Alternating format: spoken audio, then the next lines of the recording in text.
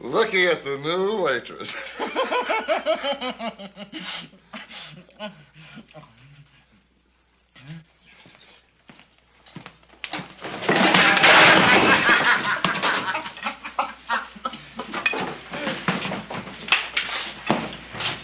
That's my steak, Palance. Iconic Western villains that outshone heroes. On this channel, I talk about the best Western actors a lot, but from time to time we need to also give some space for the black hat guy or girl, the bad guy or the villain. So today I will take a look at those bad guys who upstaged the good guy or hero. If you enjoy this video, hit the notification button to get my new videos. If you want to check out my many other videos, head over to my channel. The link is in the description. Let's get into it.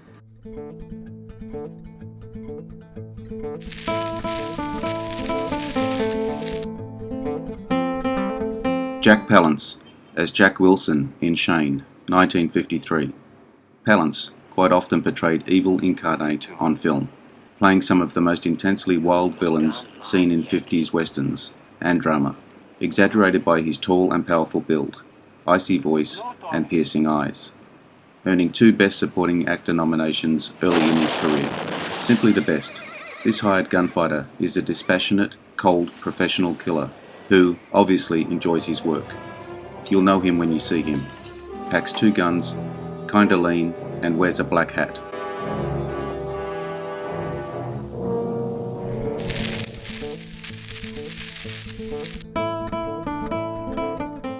Cleef as Ryan in Death Rides a Horse, 1967.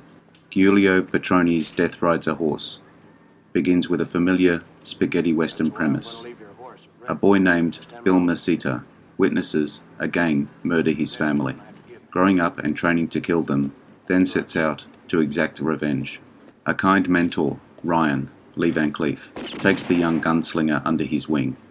However, Bill is shocked to learn that Ryan is a part of the gang that murdered his family. Ryan is introduced as a fatherly figure, then revealed to be the murderer, combined with the same ruthlessness brought to Van Cleef's portrayal of the unapologetically evil Angel Eyes in The Good, the Bad and the Ugly, helps make him a formidable villain.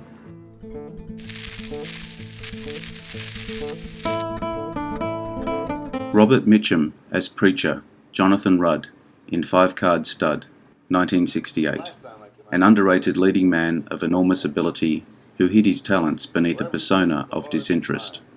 Although Mitchum's role here is a somewhat watered-down version of his Harry Powell in The Night of the Hunter, he's still menacing enough to ensure that God's house will be filled to capacity every Sunday.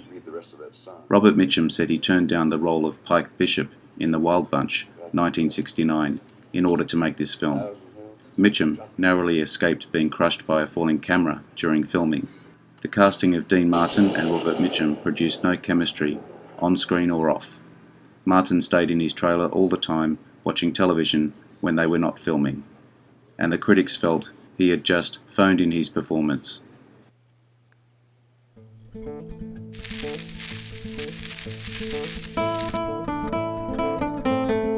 Gene Hackman as John Herod in The Quick and the Dead, 1995.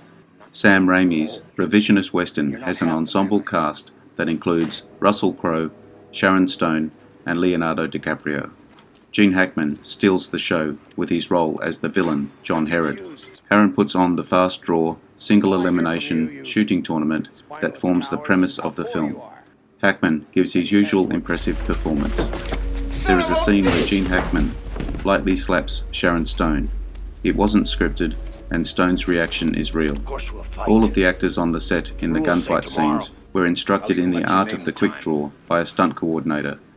Due to his limited screen time, Gene Hackman had the most opportunity to prepare his quick draw, and as a result was the fastest actor on the set. According to Bruce Campbell, Gene Hackman initially refused to do the scene where Herod leans into his aide and asks, "What are the odds on the kid?" It was only when Sam Raimi explained his character's motivation that he agreed to do the scene as planned.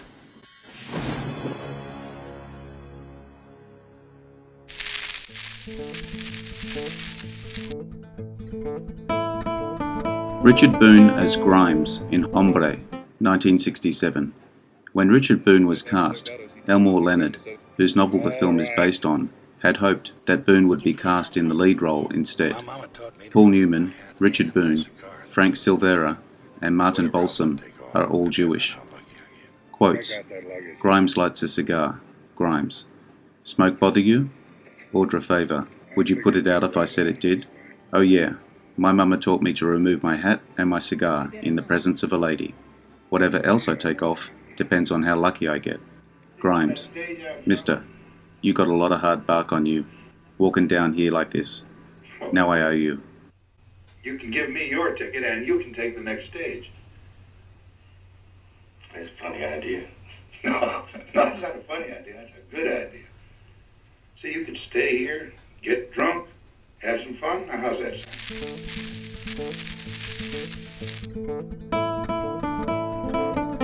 Eli Wallach as Calvera in The Magnificent Seven, 1960. John Sturges' Western reimagining of Seven Samurai, The Magnificent Seven, has seven heroes fighting together to defend a small village from attack by bandits. The seven include some of the most iconic actors: Yul Brynner, Steve McQueen, James Coburn, but it was the Western genre legend Eli Wallach who stole the show as the leader of the bandits, Calvera. Calvera is an evil villain who will stop at nothing to get what he wants.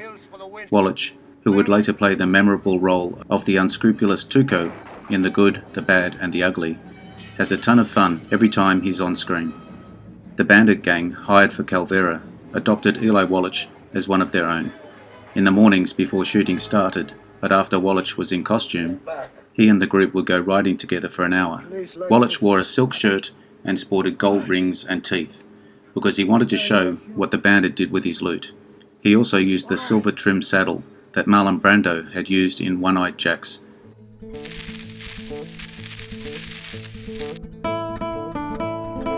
Walter Brennan as Judge Roy Bean in The Westerner, 1940.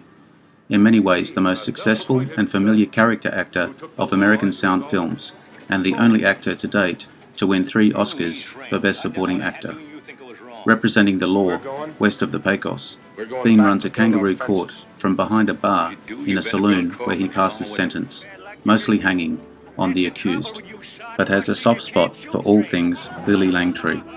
Brennan nabbed a well-deserved Oscar for this portrayal. The film is the first of 5 roles for Walter Brennan in support of Gary Cooper. The last was Task Force, 1949. Walter Brennan was somewhat embarrassed as to how he won 3 Oscars. In the early years of the Academy Awards, extras had the right to vote. Brennan was popular with the Union of Film Extras, and since their numbers were overwhelming, he won every time he was nominated. His 3rd win for this film led to the disenfranchisement of the Union from Oscar voting, when Walter Brennan died at 4:30 p.m. on September 21, 1974. The television in his room was showing this film. And as soon as he hears this, well, Cole is saved.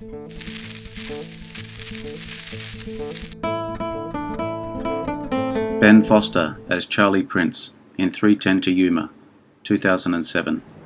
Russell Crowe and Christian Bale lead the cast of James Mangold's 3:10 to Yuma remake, with a pair of outstanding performances. They're both surprisingly outdone by Ben Foster as Charlie Prince. The ruthless right-hand man of Crowe's character, Foster seemingly relishes in the opportunity to play a cruel and unsympathetic character, and it showed. Charlie is so evil that his unceremonious death in the final act is a moment of celebration.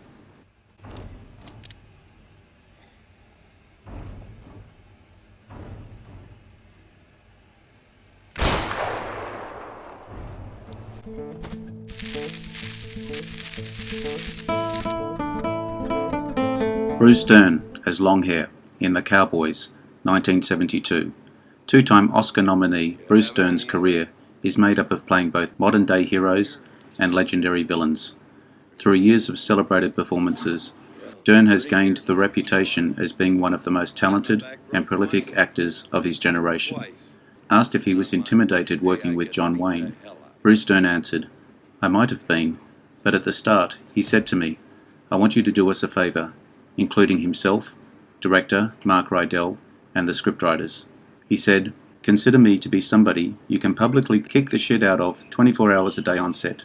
I want these little kids, playing the Cowboys of the title, to be terrified of you." He gave me carte blanche to just treat him like, well, you get the idea. So I was talking back to him and stuff, and he would call out, "Hey, Mr. Dern, would you get over here?" I thought, John Wayne gives you a Mr. status? He's calling me Mr. How about that? That's pretty cool. Dern killed John Wayne. You can't get much badder than that.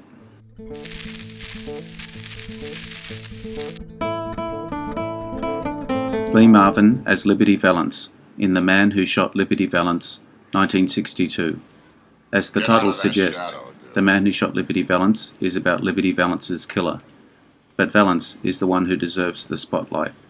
Marvin was known for his tough guy persona, which was on display in the 1962 Western. He made a great adversary for James Stewart's character, who was the opposite persona, typifying the American ideal. He's so evil that it's easy to root for Stewart to exact justice. He's also the most interesting character in the movie, becoming the highlight of a movie that stars both John Wayne and James Stewart. Would be a massive accomplishment for any actor.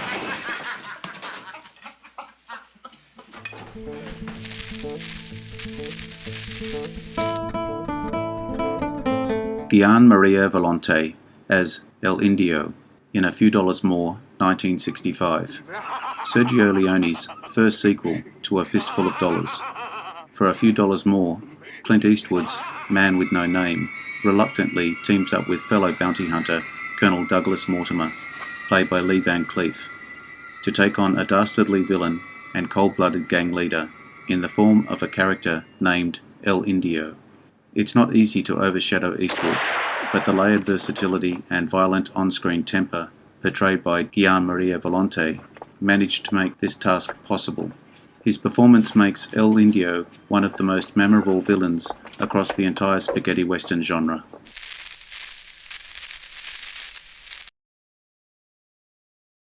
Thank you for your time today. I hope you enjoyed the video.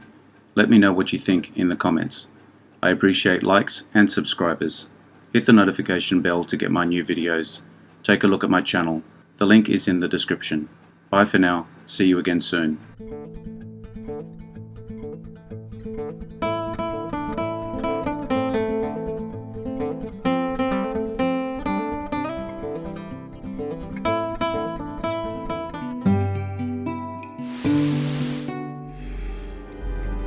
Interesting facts about famous people.